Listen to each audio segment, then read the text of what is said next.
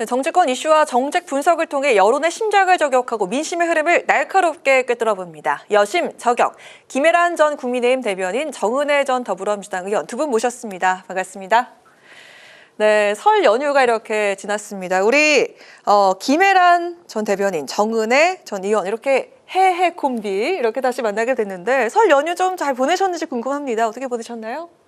네, 연휴가 너무 길어가지고 네, 길었습니다. 네, 저는 또 이제 8살 된 딸 아이가 있어서 네. 네, 아이 계속 보고 또 아이랑 같이 좀 여행도 다니고 네, 그런 시간을 보냈습니다. 아, 좋은 시간 네. 보내셨군요. 어떻게 보냈습니까? 네, 뭐 저도 가족들과 함께 보내고 네. 네, 아무래도 국민 여러분께서는 좀 정치에 관심을 갖지 않기가 힘든 아마 맞습니다. 명절이었을 것 같습니다. TV만 틀면 이런 사건 사고들 아니면 이슈들이 계속 나오기 때문에 네. 네, 밥상머리에서 좀 정치 얘기가 많이 나왔을 것 같다 이런 네, 말씀이시죠? 사실 정치의 역할은 국민들이 정치 얘기를 안 하게끔 네. 그러니까 관심을 안 가져도 잘 굴러가게 하는 게 정치의 역할일 텐데 네, 지금 현재 그러지는 못하고 있는 상황인 것 같습니다. 네, 지금 설 연휴 민심 좀 어떻게 보십니까? 네, 이제 저도 뭐 지역의 시장도 방문을 하고 이번 네, 연휴 동안에 네. 그래서 어르신들도 뵀는데 왜 아직도 안 끝나냐. 그러니까 어르신들 생각에는 이제 탄핵이나 이런 절차들이 너무나 당연히 돼야 하는 것이 아닌가라고 생각하시는 분들이 좀 많았던 것 같습니다. 그러면서 이렇게 좀 늦어지고 있는 것이냐, 약간 좀 더 불안해하시는 분들도 계셨고요. 네. 그리고 또 사실 설 그 명절에도 또 항공기 사고가 있었죠. 그렇습니다. 그래서 굉장히 좀 불안하고 이런 부분들도 많이 있으신 것 같습니다. 안전 부분과 관련해서도요. 네, 네. 오늘 1월의 마지막 날인데요. 우리 김은혜 그리고 김혜란, 정은혜 두 분 이름처럼 해해 웃는 좋은 소식들 2월엔 참 만났으면 좋겠다라는 그런 생각이 듭니다. 자, 그럼 그동안 쌓여 있었던 이슈 오늘도 짚어보도록 하겠습니다. 자, 먼저 오늘 얘기입니다. 오늘 최상목 권한대행이 야당 주도로 통과된 내란 특검법에 대해서 거부권을 행사를 했습니다. 야당은 최 대행에게 합당한 책임을 묻겠다 이렇게 비판을 했고요. 여당 측에서는 윤 대통령이 구속 기소돼서 이미 특검에 실익이 없다면서 이건 당연한 결과였다 이렇게 반응을 했습니다. 오늘 이 최 대행의 결정이 적절했다고 보시는지 한번 우리 정은혜 전 의원부터 들어볼까요? 네, 지금 최 대행이 그 한 달 동안에 내란 특검법만 2번을 거부했고요. 네. 전체 7번의 총 7번이죠? 거부권을 네. 행사했습니다. 한 달 동안입니다. 네. 윤석열 대통령 같은 경우는 탄핵 전에 31개월 동안 네. 26번의 거부권을 행사했습니다. 네. 사실 윤석열 대통령보다 더 많은 거부권을 지금 한 달 사이에 오늘 뭐 기사에 청출어람이다 뭐 네. 이런 표현도 있더라고요. 네, 맞습니다. 그렇게 행사를 하고 있는 상황인데 국회는 국민이 선출한 권력입니다. 그래서 국민이 선출한 권력이 어떤 통과한 법률안을 제시를 했을 때 그 부분에 있어서의 충분한 검토가 있지 않았다라는 생각이 들고요. 물론 여당과의 협력이 필요하다 이런 얘기를 계속 하셔서 이번 건 같은 경우에는 저희도 정말 여당의 의견을 많이 경청하고 그 부분에 있어서 법안을 냈던 것인데 이런 경우에도 특검법을 거부를 한다면 네. 저는 두 가지를 묻고 싶은데 사실은 그 내란에 있어서 함께 동조했던 세력이 아닌가라는 합리적인 의심을 할 수밖에 없고 그리고 두 번째입니다. 만약에 나중에 뭐 헌재에서 결과가 뭐 인용이 되든 뭐 되지 않던 간에 네. 관련된 그 이후의 수사와 기소가 얼마나 적극적으로 이루어질 수 있을지 그리고 지금의 증언과 진술, 수사 과정에서의 왜곡될 가능성도 있는데 이 부분을 특검을 통해 철저히 밝혀야 하는데 그렇지 못하고 있다라는 입장이고요. 국민의힘 측에서는 특검을 가지고 지금 뭐 비용 문제를 또 얘기를 하더라고요. 네, 비용이 많이 든다. 네, 뭐 몇십억이 든다, 뭐 이런 식으로 얘기를 하면서 이건 낭비다라는 논리를 펼치고 있는데 이러한 내란은 다시는 일어나서는 되면 안 되는 것이고 그리고 지금의 내란에 가담한 사람들을 철저하게 수사하고 그리고 다시는 일어나지 않도록 재발 방지를 하는 네. 것이 저는 그 비용을 훨씬 넘어서는 우리 미래 세대에게 주어야 할 그런 당연한 의무이자 우리의 그 권리라고 생각합니다. 지금 야당 측에서는 이렇게 거부권을 행사하는 최 대행을 향해서 사퇴를 촉구하고 탄핵 카드까지 꺼내 들었단 말이죠. 지금 어떻게 보십니까, 이 상황들? 네. 일단 저는 그 거부권 행사는 적절했다고 생각합니다. 아, 네. 네. 물론 그 지난번 특검에 비해서 위헌적인 요소가 많이 없어진 건 사실입니다. 네. 하지만 그 중간에 큰 중대한 사정 변경이 있었죠. 이건 윤 대통령에 대한 구속 기소가 이루어진 것입니다. 네. 대부분 지금- 핵심 인물들이 구속이 된 상황이잖아요. 그렇죠? 네. 그런데 지금 현재 대통령마저도 공수처의 수사를 거쳐서 검찰의 기소로 구속 기소가 되어 있는 상황에서 네. 도대체 내란 특검법 100일 동안 112억이나 들여서 도대체 수사의 대상이 무엇인지 묻고 싶습니다. 일단 구속 기소가 되고 난 이후에는 수사를 할 수가 없습니다. 아주 네. 원칙적으로는 수사가 불가능한 거예요. 기소 후 수사라는 것은. 그렇기 때문에 지금 애초에 공수처가 기본적으로 그 검찰에 넘긴 이후에 검찰이 보완 수사를 하려고 했는데도 그것도 법원이 허락하지 않지 않았습니까? 네. 네, 그러니까 검찰은 기소만 하라는 거예요. 그러니까 그 이후에 기소 이후에는 사실 수사가 원칙적으로 금지가 됩니다. 네, 그런 상황에서 이 지금 최상목 오늘 권한대행의 이야기를 한번 해보겠습니다. 특검이라는 거는 삼권 분립의 예외이니만큼 수사의 공정성, 객관성이 의심되는 경우에 보충적 예외적으로 도입되어야 한다. 현직 대통령을 포함해서 핵심 인물들, 군경의 핵심 인물들이 모두 구속 기소되어서 재판 절차가 시작되어 있다. 네. 네. 그렇기 때문에 더 이상 특검의 필요성이 없다라고 해서 거부권을 행사를 했고, 그것은 특검의 기본적인 그 원칙상 그 보충성, 예외성이라는 것이 있습니다. 네. 특검이라는 거는 네. 뭐 이렇게 말했듯이 보충적으로 꼭 필요한 경우에만. 예. 그렇기 때문에 뭐 당연히 적절하다고 보이고, 또 만약에 특검을 계속 그 강행했을 경우에 이 예상되는 문제점은 일단 윤석열 대통령은 이미 수사를 거쳐서, 그러니까 이 법률상 현행법에 주어진 대로 공수처의 수사를 거치고 기소가 되었죠. 그런데 갑자기 우리가 특별한 어떤 수사기관을 새로 만들어서 윤석열 대통령에 대한 수사를 다시 하려고 한다든지 아니면 또 관련자에 대한 이 뭐 내란 공범 이런 혐의로 그냥 수사 대상을 무제한 확대해서 이 민지수사를 할 수 있게 되어 있습니다. 이렇게 한다는 것이 그 특검의 원래 취지랑 맞느냐? 그러면 아니라고 해야 될 것 같습니다. 네. 네, 그렇기 때문에 만약에 이런 취지를 다 이 국민의힘 의원들도 다 알고 있기 때문에 재의결이 뭐 다시 시도됐을 경우에도 재의결이 뭐 통과될 확률은 없다고 보이고, 네. 만약에 이제 거부권을 행사했다는 이유로 지금 만약에 최상목 권한대행에 대해서 탄핵을 협박한다, 이런 일은 있어서는 안 될 것 같습니다. 지난번에 뭐 우리 한덕수 총리를 뭐 탄핵했을 때 왔었던 그 또 혼란과 충격을 생각해서라도 더 이상 지금 대한민국은 이러한 국정 혼란, 법치주의의 그 붕괴, 그리고 국가 신인도 하락 등을 감당할 수 없습니다. 네. 그 부분에 대해서는 더 이상 권한대행을 협박하는 일은 없었으면 좋겠습니다. 그 안철수 의원도 이 특검은 불필요하다라는 입장을 더했습니다. 그리고 지금 야당 측에서는 이렇게 탄핵 카드까지 꺼내 들었는데 지금 앞으로의 상황을 조금 전망해 본다면 어떻게 될지 마무리해 보도록 하겠습니다. 네, 그 권성동 원내대표가 이런 얘기를 했습니다. 윤석열 대통령의 기소로 특검의 필요성이 없어졌다. 네. 뭐 이런 얘기를 했었는데 지금 보면은 기소 전에는 최대한 시간을 끌려고 하고요. 기소가 되고 나니까 이제는 또 특검이 필요 없다? 뭐 이런 논리를 펼치는 것 같습니다. 그래서 네. 특검은 정말 기소와는 별개로 국민들의 알아야 할 권리이고 너무나 명명백백하게 밝혀야 할 일이기 때문에 반드시 이루어져야 하고 더불어민주당에서는 지속적으로 관련된 법안을 발의할 것으로 예상됩니다. 알겠습니다. 자, 이런 가운데 오늘부터 윤 대통령에 대한 그 일반 접견이 허용이 됐습니다. 그래서 대통령실의 그 참모들이 서울구치소를 방문을 했고, 그리고 국민의힘 의원들도 지금 접견을 추진 중입니다. 하지만 그 여당 내에선 일부 반대 목소리가 있었고요. 윤 대통령의 옥중 정치 행보, 이걸 또 옥중 정치 행보로 보고 있는데 이거에도 또 관심이 쏠리고 있는 그런 상황입니다. 자, 앞으로 이런 상황들이 정치권에 과연 어떤 영향을 주게 될지 들어보도록 하겠습니다. 오늘 그 윤 대통령이 의기소침하지 말고 각자의 자리에서 최선을 다하자, 이런 취지로 이야기를 했다고 합니다. 어떻게 보셨습니까? 네, 대통령실 참모들이 인간적인 도리로 윤 대통령을 찾아뵙고 접견하는 것은 뭐 문제가 없다고 봅니다. 네, 그리고 또 윤 대통령께서도 이제 뭐 다독이면서 뭐 이제 잘 지내고 있다, 이런 거는 굉장히 그런 취지로 이해를 해야 할 것 같습니다. 네. 예. 그렇지 않고 이걸 옥중 정치 뭐 이런 개념으로 이해해서는 안 될 것 같습니다. 지금 대통령실은 최상목 대통령 권한 대행을 보좌해야 되는 지금 역할을 해야 되는 임무이지. 네. 네.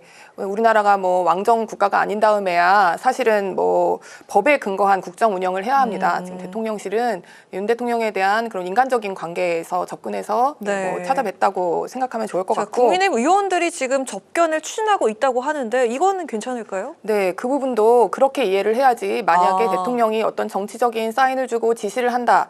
라는 취지로 받아들여지면 그런 안 될 것 취지는 같습니다. 아니다. 네. 네, 그렇게 해서는 안 되죠. 그렇지만 이제 어떤 그 정치적으로 본인을 지지하는 어떤 지지세를 규합하는 의미라면은 효과가 있을 것 같고 지금 뭐 그것도 어쩌면 그건 유효할 수도 있습니다. 하지만 그 부분은 이제 지금 사법부에서 판단을 할 때에는 그 재판에는 그렇게 좋은 영향은 주지 못할 거라고 생각합니다. 네. 왜냐하면 헌법상 사법부의 독립이라는 것은 뭐 기타 입법권, 행정권으로부터의 독립도 있지만 기본적으로 언론이나 여론으로부터의 독립도 사법부의 독립이 엄격하게 유지가 되어야 합니다. 만약에 이 재판, 헌법재판이라든지 아니면 이 내란죄 관련한 피의 사실에 대한 형사재판에 대해서 어떤 안 좋은 영향을 미치려는 의도로 보여질 경우에는 만약에 지지세를 규합하고 하는 것이 그럴 때에는 뭐 재판부에는 악영향을 줄 수가 있으니까 그 점에 좀 유의를 하면 좋을 것 같습니다. 네, 어떻게 보셨습니까? 네, 그 정치인의 말과 행동은 모두 다 메시지로 받아들일 수가 있습니다. 우리가 뭐 최고위원회의나 이런 경우에도 막 의원들이 아니면 지도부들이 이렇게 귓속말을 하는 경우가 있습니다. 그렇죠. 네, 그것도 딱 카메라가 오는 순간을 포착해서 중요한 발언이 나오는 때쯤 해서 뭐 귓속말을 하는 제스처를 한다든지 네. 아니면 약간 긴장된 상태에서 물을 마신다든지 이런 것들이 정치인들이 정말 계산을 안 하고 하는 행동일까요? 카메라가 다 하나하나. 앞에 있는데요. 네, 맞습니다. 다 계산된 행동이고 그렇다면 지금 윤석열 대통령이 계엄이라는 정말 무시무시한 행동을 하고 지금 구속이 되어 있는 상태입니다. 근데 접견을 간다? 이것이 인간적인 도리로 그냥 뭐 인간적인 관계로서만 이루어진다고 볼 수는 없을 것 같습니다. 아마 국민의힘 측 의원들이나 뭐 당협위원장들은 지금 많은 문자를 받고 있다고 합니다. 어떤 문자죠? 이제 강성 지지자 분들께서 이제 윤석열 대통령을 접견해라. 그래야 당신이 3년 뒤에 우리가 국회의원 총선거를 할 때에 그래야 뽑아준다. 이런 네, 식으로. 그때 갔다 왔는지 안 갔다 왔는지를 가지고 그 분별을 하겠다는 거죠. 판단을 하겠다는 거죠. 네. 그런 지지자들의 요구가 있는데 아마도 그런 지지자분들은 굉장히 일부일 것이고 좀 저는 극성 지지자일 거라고 판단이 됩니다. 그럼에도 불구하고 국민의힘이 그럴 수밖에 없는 이유는 지금 국민의힘이 당선된 지역구를 살펴보면 더 명명백백히 알 수 있을 겁니다. 지금 주로 이제 뭐 강남이라든지 아니면 경상도 지역이나 어떤 특정한 국민의힘의 우세 지역에서 당선된 의원의 수가 많기 때문에 중도층이라든지 더불어민주당의 지지자들이 많은 지역에서는 사실은 이번엔 당선이 되지 못했죠. 그렇다 보면 그런 연락을 받았을 때에 그런 움직임을 할 수밖에 없는 상황일 수 있겠지만 네. 적어도 저는 한 사람의 그 입법기관으로서의 국회의원들에게는 정말 묻고 싶습니다. 지금 국민의힘 의원들이 계엄 해제에서는 어느 정도 역할을 한 분들도 계시지만 탄핵과 체포, 구속에서는 아무런 역할도 하지 못했습니다. 12.3 계엄이 전 국민이 보는 상황 속에서 진행이 되었고 국민들의 눈을 가릴 수는 없을 겁니다. 네. 이런 상황에서 접견을 하고 대통령을 만난다는 것이 아마도 국민들이 보기에 굉장히 부정적으로 보여질 것이고 다음 선거에도 저는 분명히 긍정적인 영향을 주진 못할 거라고 생각합니다. 네, 우리 김혜란 전 대변인이 짧게 반박 한번 할 수 있는 기회 드리겠습니다. 네, 뭐 이렇게 해석될까봐 이제 뭐 이런 옥중 정치다 이런 식의 확대 해석은 좀 안 했으면 좋겠다라는 취지를 밝힌 겁니다. 네, 알겠습니다. 아마 그런 취지는 없을 겁니다. 네, 알겠습니다.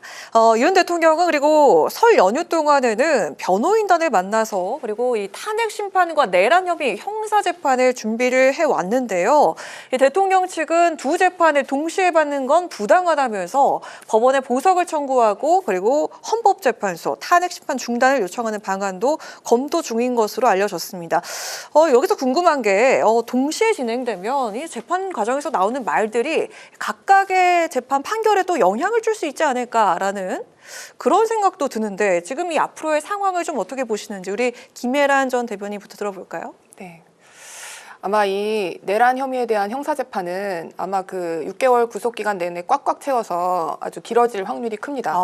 왜냐하면 이게 제가 형사소송법 교과서에서 봤었던 전형적인 공판 중심주의가 정말 실현되는 모습을 처음으로 목격하게 되는데요. 그렇습니까? 네. 이게 보통은 조서에서 이게 수사기관에서 다 조서가 작성돼서 거기서 진술을 먼저 하게 되죠. 근데 지금 특이하게도 지금 공수처에서 대면 조사를 못한 채 검찰이 기소했기 때문에 네. 법정에서 판사 앞에서 최초로 아마 진술을 하게 될 겁니다. 네. 대통령께서. 그러면서 아마 이제 지금 대부분의 피의 사실을 부인할 거기 때문에 증거에 대해서도 전부 부동의하겠죠.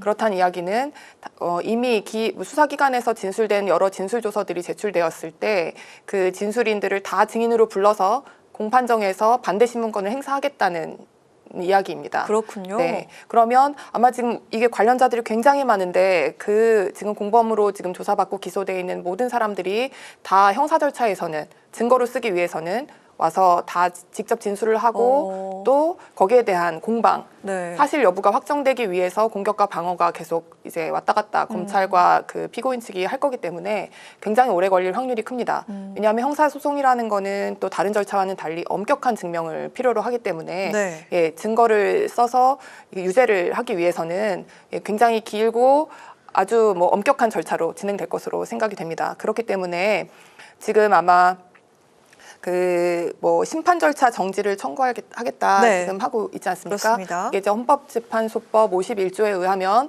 동일한 사건으로 형사재판을 받고 있을 때에는 헌법재판을 심판 절차를 멈출 수 있다, 정지할 수 있다라는 네. 규정이 있습니다. 이제 정지할 수 있다라고 되어 있어서 재량 규정이어서 사실은 강제되고 있지 않고 그 재판관들의 그 재량에 맡겨져 있습니다. 그런데 한번 그 재판관들의 의사를 추정해 보자면 네. 지금 이 헌법재판 그 심판이 개시될 당시부터도 이것은 형사소송과는 다르고 그런 엄격한 증명 절차 형사소송과는 다르기 때문에 네. 뭐 그렇게 그 원칙을 먼저 강조한 적도 있었고 지금 변론 기일, 심판 기일을 8차까지 정해놓은 상태입니다. 그렇기 때문에 중간에 심판 절차를 정지할 그 의사는 별로 없어서 가능성이 없다고 사실 그러면 보입니다. 동시 진행이 되겠다라고 보시는 네. 건가요? 아마도 네, 그 형사소송의 진행 여부와는 상관없이 네, 그걸 기다리지 않고 아마 헌법 그 탄핵 심판은 계속 진행될 확률이 클 것 같습니다. 네, 헌법재판소 탄핵 심판 중단을 요청하기도 했지만 동시에 진행될 가능성은 있다. 높다라고 네, 보시는 그 거죠? 가능성이 더 높을 것 같습니다. 네, 알겠습니다. 자, 앞으로 상황 좀 전망해 볼까요? 우리 정은혜 의원님. 당연히 동시에 진행이 돼야 되는 것이 네. 맞고요. 탄핵과 관련된 것은 탄핵 심판이 진행을 하는 것이고, 그리고 지금 우리가 내란으로 의심되는 그 모든 행위들에 대해서는 또 형사 재판이 저는 필요하다라고 네. 보여집니다. 지금도 계속되는 이 증언들이 나오고 있습니다. 그 이상민 전 행안부 장관이 이런 얘기를 했죠. 그 국무위원들의 반대가 있었다. 계엄령 당시에. 그리고 윤석열 대통령이 22시에 생방송을 이유로 빠져나갔었다. 네. 이런 진술을 했었고, 한덕수 국무총리도 대통령은 처음부터 국무회의를 생각하지 않았다라는 그런 말을 했는데, 이런 진술들이 지금 계속 나오고 있습니다. 새로운 것들이 나오고 있고, 얼마 전에 우리가 얘기했던 국회의원이 아니라 국회요원을 끌어내라라고 했다는 그 말이 굉장히 요원이라고 지금 하더라고요. 그래서 지금 국민 여러분들도 많은 패러디를 하고 국회의원들도 본인이 이제 요원 복장을 하고 이제 SNS에 사진을 찍어 올리기도 했는데요. 근데 지금 나온 증거가 뭡니까? 현장 지휘관들의 통화 녹취 파일이 80여 건이 나왔습니다. 그러면서 의결을 하려 하니 문을 부숴서라도 끌어내라. 이런 말이 있었다고 하는데요. 이런 우리가 상식적으로 이해되지 않는 증언과 진술들이 새롭게 계속 나오고 있습니다. 이런 측면에서 봤을 때는 저는 재판도 진행이 돼야 되고 그와 함께 또 탄핵 그 재판관 분들이 해야 하는 그 업무도 또 정상적으로 진행이 돼야지만이 그 모든 것들이 하나가 되어서 진실을 밝힐 수 있다라는 입장입니다. 네, 그렇군요. 자, 이런 가운데 여당은 윤 대통령의 탄핵 심판을 진행하는 헌법재판소의 공정성에 의문을 제기를 했습니다. 헌법재판관 8명 중에 3명이 우리법 연구회 출신인데다가 문영배 재판관은 이재명 대표와 사적인 친분이 있는 등 공정한 판단을 기대하기 어렵다. 이렇게 밝혔습니다. 이 야당은 탄핵에 불복할 의도다. 이렇게 맞서고 있는데, 자, 지금 양측의 주장이 팽팽한 그런 상황입니다. 일단 이 재판관 3명이 좀 편향적이다라는 주장, 이거 좀 동의하십니까? 네, 지금 좀 그 부분에 대해서는 사실 아마 민주당도 부인할 수가 없을 것 같습니다. 네. 네. 뭐 개인적으로 그 야당 대표하고 친분이 있죠. 일단 문형배 재판관 같은 경우에는, 그리고 이미선 재판관은 동생이 또 윤석열 탄핵소추 뭐 그 민변에서 네. 그런 위원장을 맡고 있는 것도 사실인 것 같습니다. 그리고 지금 정계선 그 재판관 같은 경우에는 인사청문회 절차에서도 그 남편이 지금 국회 측 그 탄핵소추단에 있는 그 변호사와 이제 같은 직장에서 근무한다는 것이 네. 뭐 질문으로도 나왔었습니다. 근데 제가 기본적으로 말씀드리고 싶은 것은 헌법재판소는 원래 정치적인 사법기관입니다. 단심으로 끝나고 헌법에 대한 판단을 하게 되어 있죠. 헌법이라는 것은 한 국가의 체제에 대한 어떤 정치적인 결단입니다. 그렇기 때문에 헌법 재판을 하기 위해서 정치적인 판단을 안 할 수는 없기 때문에 네. 애초에 헌법이 예정하고 있는 것입니다. 대통령이 3명, 국회에서 3명, 그리고 대법원장이 3명씩 임명하게 되어 있는 것도 그러한 이유입니다. 그렇군요. 그 균형이 깨지지 않게 하기 위해서. 지금 국민의힘 입장에서 가장 뼈아픈 것은 지금 몇몇 재판관, 지금 말하자면 문재인 대통령이 추천했던, 아니면 국회에서 야당 몫으로 추천된 재판관들이 뭐 좌편향이다, 이것을 문제 삼는 것도 중요하겠지만 네. 그 가장 근본적으로는 지금 4월 18일이면 지금 문재인 대통령이 임명했던 재판관 2명이 임기가 만료되어서 끝나죠? 떠납니다. 네. 그러면 우리 윤석열 대통령께서 그냥 임명할 수 있는 2명의 재판관이 원래 있어야 되는 거죠. 지금 그렇다면 우리가 지금 우리 당 입장에서는 좌편향되어 있는 헌법재판소를 다시 균형을 맞출 수 있는 절호의 기회였는데, 지금 그걸 잃고 지금 피심판인이 되어서 지금 재판을 받고 있는 지금 네. 상황이 된 것입니다. 그것이 사실은 국민의힘 입장에서는 가장 근본적으로 뼈아픈 상황이라고 받아들여야 할 것 같고, 지금 어차피 그 몇몇 재판관에 대해서 좌편향 그런 의심이 있는 것도 사실이지만, 사실은 민주당 입장에서는 또 그 대통령의 추천, 아니면 또 국회에서도 여당 몫의 추천의 재판관들에 대해서 또 동일한 또 의혹을 제기하고 있습니다.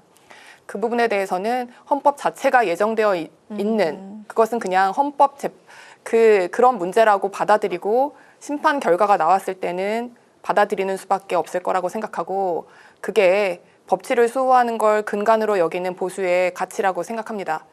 네. 네, 다만 알겠습니다. 이제 그러한 취지에서 우리 당의 신동욱 그 수석 대변인도 이게 지금 불복을 위한 빌드업 아니냐 이런 얘기 했을 때 단호하게, 우리 당은 보수의 가치인 법치를 존중하기 때문에 재판에 불복하는 일은 없다고 명백히 밝혔습니다. 네. 네, 김혜란 전 국민의힘 대변인의 이야기 들어봤습니다. 정은혜 전 의원님 들어볼까요? 네, 지금 너무나 많은 유튜브나 이렇게 SNS 상에 가짜 뉴스들이 너무 많이 퍼지고 있습니다. 특히 뭐 좌편향 판사라고 해서 그 해당 판사들의 뭐 개인적인 신상이라든지 가족 관계까지 다 그렇게 유튜브에 또 털고 있더라고요. 그래서 이 부분에 대해서 저는 굉장히 좀 우려스러운 부분이 있습니다. 지금 헌법재판관 8명 중에 뭐 3명이 좌편향이다. 근데 사실은 뭐 과반수 이상이 되는 숫자도 아니고요. 그리고 김혜란 대변인님께서 말씀하셨듯이 대통령, 대법원장, 그리고 국회가 추천한 333의 원칙으로 인해서 선출되신 분들이기 때문에 그 부분에 대해서 저는 의심을 하는 것이 옳지 않다라는 입장입니다. 오히려 이렇게 지금 이런 논리로 펼쳐진다면 지금 8명의 헌법재판관 중에 7명이 윤석열 대통령이 졸업한 서울대 졸업생이라고 하더라고요. 그렇다면은 누구의 편을 들 가능성이 많겠느냐라는 입장을 이제 더불어민주당에서는 펼치기도 합니다.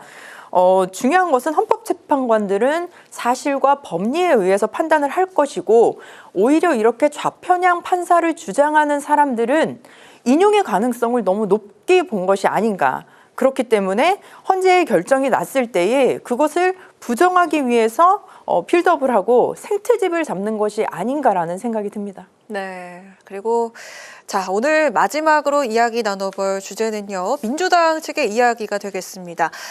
친명과 비명 갈등이 또 재점화되고 있는 그런 분위기인데, 이재명 대표가 어제 문재인 전 대통령을 만나서 통합의 행보를 강조를 했습니다. 하지만 지금 이 친명계와 비명계 간의 갈등이 사그라지지 않고 있는 그런 모습인데, 김경수 전 지사에 이어서 박용진 전 의원도 이재명 대표 일극체제를 비판을 했고요. 그리고 이 대표의 선거법 2심 선고는 이르면 3월 중에 나올 예정입니다. 자, 먼저 우리 정은혜 전 의원께 여쭙도록 하겠습니다. 지금 전 의원께서는 이 상황을 좀 어떻게 보고 계십니까?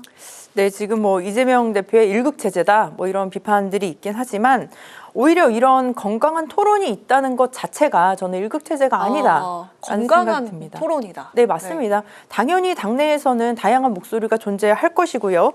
하지만 저는 조금 우려스러운 것은 아직 탄핵 심판의 결과가 나오지 않았습니다. 그리고 뭐 대통령 경선 기간에 뭐 이런 문제가 나타났다고 한다면 네. 좀 가능하겠지만 아직까지는 우리가 당이 하나로 똘똘 뭉쳐서 윤석열 대통령이 탄핵이 되고 그 이후에 논의를 해야 될 것이다라는 생각이 들고요. 네. 그 문재인 대통령 같은 경우도 그 통합하는 행보를 이재명 대표가 아주 잘 보여주고 있다라고 아예 말씀을 하셨습니다. 그런 측면에서 봤을 때에 앞으로 이재명 당대표가 본인이 굉장히 오랜 시간 고수하고 있던 민생 정책이라든지 이런 부분들도 지금 또 성장 위주의 정책과 또 이렇게 변경하는 부분들도 있지 않겠습니까? 그렇다면 당내의 다양한 세력들과 논의하고 토론하고 또 발전해서 하나가 되어서 정말 똘똘 뭉쳐서 정권 교체를 이루는 데에 함께 힘이 보탤 수 있는 분들이기 때문에 모두가 지금 그 비판에 말씀을 하셨던 분들 저는 다 한 분 한 분이 소중한 분들이고 다 각자의 역할을 하실 수 있는 분들이라고 생각합니다. 네,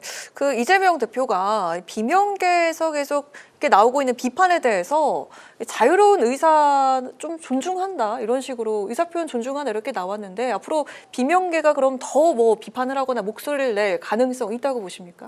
그러니까 당내에서의 그런 합리적인 비판은 저는 충분히 가능하다고 보여지고요.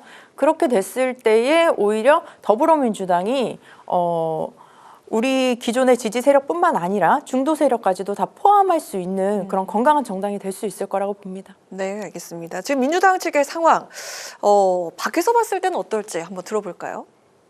네.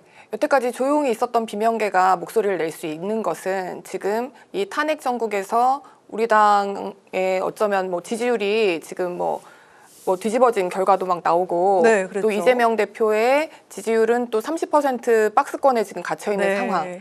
네. 그것이 지금 촉발하지 않았을까 싶습니다. 그렇군요. 네.